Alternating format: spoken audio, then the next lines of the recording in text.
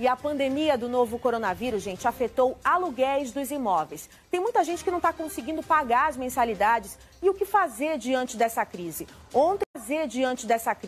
Ontem teve um caso de grande repercussão aqui no Primeiro Impacto, daquela família lá de Vila Velha que não pagou R$250, gente, e foi despejada por um homem no meio da noite. Uma situação tão triste, tão difícil, muita gente se solidarizou, inclusive. Eu quero agradecer as mensagens que eu recebi nas redes sociais. Mais de 20 pessoas me procuraram ali para falar com a família, para dar uma cesta básica, para doar dinheiro também, para ajudar. É isso aí, gente. E o homem da família, né, o rapaz ali que é o pai da família, está sem emprego, desempregado, ia buscar o auxílio emergencial, ainda não tinha recebido e ainda passou por essa situação. Mas será que pode ser despejado no momento de pandemia? Dicas na reportagem agora. O bar deste empresário está de portas fechadas. Um cenário que ele não imaginava quando teve a ideia de montar o negócio. Eu tenho só 6 meses de casa aberta, entendeu? Eu preciso pagar meu aluguel, só que minha loja está fechada, 100% fechada. Com a pandemia do novo coronavírus, Flávio se viu perdido. Nem o serviço de entrega pôde somar as despesas que não param de chegar. Uma delas, o aluguel. Eu não tenho renda para tirar, renda nenhuma para dar para ele. Nem porcentagem, que está totalmente fechado. Se eu abrir 10 horas da manhã, eu vou ficar de 10 horas até 4 horas da tarde sem vender nada para ninguém. A solução encontrada pelo empresário foi negociar com o dono do imóvel, medida que é permitida pela lei do inquilinato. A legislação sugere que o valor do contrato seja atualizado ou que parte da dívida seja adiada para os próximos meses. O que seria uma posição ideal?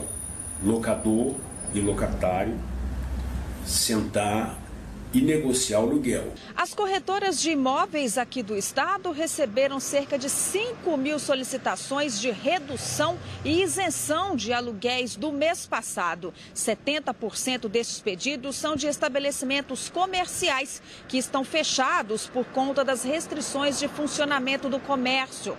Parte desses pedidos foram parar na justiça, mas o especialista ressalta que dos fiadores nesse documento para todos ficarem cientes do que foi estabelecido nesse período de transição que nós estamos passando. A falta de acordo entre o dono do imóvel e um morador levou uma família a ser despejada da residência em que moravam em Vila Nova de Colares, sem que houvesse intervenção da justiça para avaliar os dois lados. Quero só pegar meu dinheiro, receber meu dinheiro que tem para sair aí, alugar outra casinha e tentar viver a vida.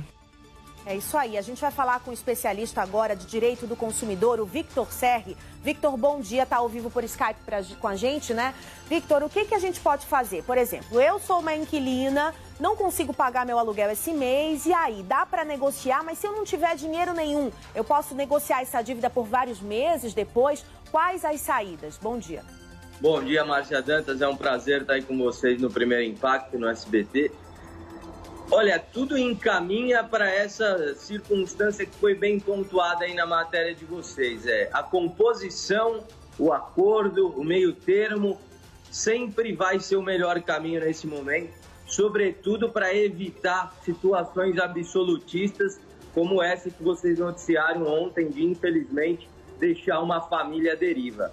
Qualquer atitude que for tomada de modo a deixar uma família numa situação dessa, certamente vai ser mal vista pela justiça. Então, tudo evidentemente deve ser documentado, qualquer composição, qualquer transação deve ser equilibrada de modo a reequilibrar o contrato de aluguel, como qualquer outro tipo de contrato de consumo, a fim de que nenhuma das partes seja impactada de forma absolutamente onerosa. Agora, então, me tira uma dúvida. Em relação, se não tem contrato, se é uma coisa de boca, aí a pessoa fica sem saber o que fazer? Isso é muito comum, sobretudo em questão de aluguéis não comerciais. Em que pese o contrato não estar por escrito, existe ali um contrato de boca, um contrato verbal, e ele deve ser honrado.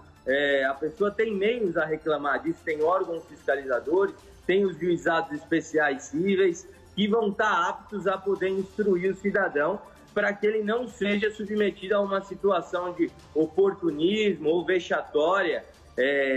Inclusive, existem projetos de lei tramitando no sentido de evitar que ações de despejo tenham efetividade ou tenham seu despejo efetuado nesses próximos meses ao longo dessa pandemia. Tomara, com certeza, que aí o poder público tome uma atitude, né, também em relação a muitos comerciantes que agora não vão ter como pagar os aluguéis de grandes comércios, de shopping center, né? Isso vai ter que ser negociado daqui para frente? Sem dúvida. A gente sempre lembra que tanto o locador quanto o locatário são pessoas. Então, o dono do imóvel também, evidentemente, está sendo acometido por todas essas mazelas do Covid. E o fato dele deixar de ter essa renda, ou seja, do inquilino deixar de pagar, também causa um impacto muito grande para ele. Então, a gente sempre pende para que as partes se reequilibrem, se componham. Então, o deixar de pagar pelo deixar de pagar também não é algo correto, sobretudo por esse raciocínio que do outro lado também há alguém, há quem também dependa dessa renda. Mas um reequilíbrio, uma recomposição, sobretudo para quem também é do comércio e para quem está com seu comércio fechado, negociar, transacionar com o dono daquele imóvel é o melhor caminho, porque o dono deve compreender que ele está sem vírus, está parado, então isso evidentemente causa um malefício muito grande. Cabe o bom senso das duas partes agora, né, Victor? Não dá nem para o dono do imóvel ficar muito chateado porque não está recebendo e nem para o próprio comerciante também, que sabe que não tem como pagar, já está numa situação difícil, demitindo funcionário, até passando dificuldade em casa, né?